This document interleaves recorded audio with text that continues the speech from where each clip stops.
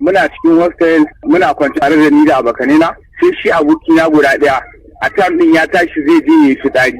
To ko da leƙa windo sai yake hango mutane suna wucewa ta bayan makaranta da fitilu.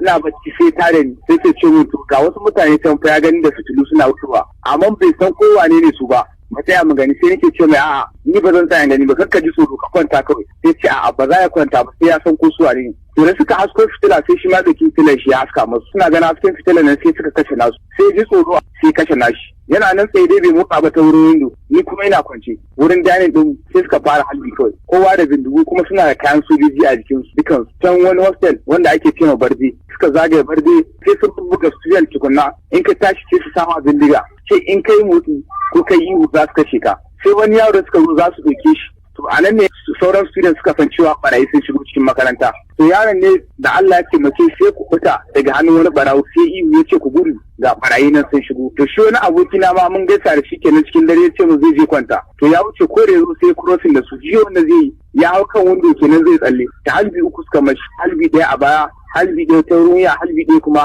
ta wurin kai duk sai da kwanyan kan shi ya fashe Allah ya mai rasuwa. Kamar tsawon wane lokaci suka ɗauka a cikin makarantar taku suna waɗannan ayyuka?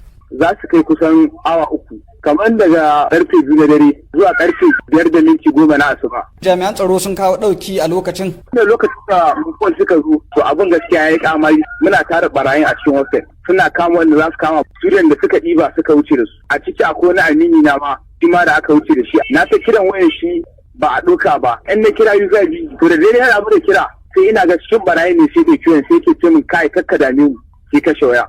Ganin ka barayin nan mutane nawa suka sace malamai da ɗalibai? A iya gani na sun ɗiba ɗalibai za su kai kimanin mutum 50. Malamin da na san sun doka malami ne guda ɗaya sai iyalan shi yaran shi guda 6 sai matan shi guda ɗaya. Ta yaya ka iya tabbatar da haka? Principal makarantar mu ya tara mu gabaki ɗaya don har ya nema a kawo rijista domin a duba a ga waɗanda ba sa nan. Yanayin mu ma tsakankanin mu ɗalibai da muka kirga mu gani gaskiya mutane suka bata tsakanin SSC da SSC za su iya kaiwa mutum 50. Kamar a makarantar dama ku ɗalibai kun kai kimanin nawa? Ɗaliban da ke makarantar nan za mu iya kai mu kimanin 1000. Cikin waɗanda aka sacen akwai abokanka na kud da kud?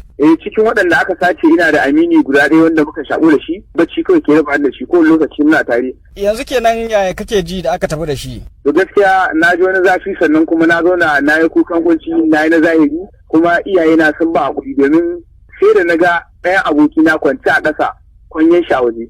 Shi ya fi ƙona min rai domin har yanzu abin da nake kenan babu abin da nake illa kuka kawai ina tunanin yadda aka kashe ɗan uwana a gabana gashi ina ganin kwanyen kanshi.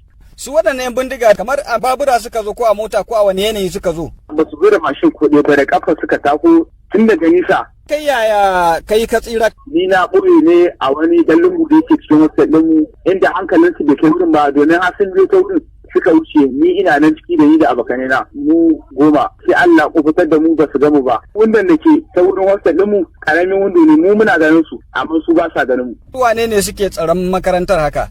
Ba wani security zan ce maka. Shi mutanen gida ne wasu 'yan ƙauyukan nan da ke bayan makarantar mu mutum 2 ne aka kawo suke tsaron makaranta suna nan dai wurin gidan staff ne ba wai suna ta can shashin inda ɗalibai suke ba.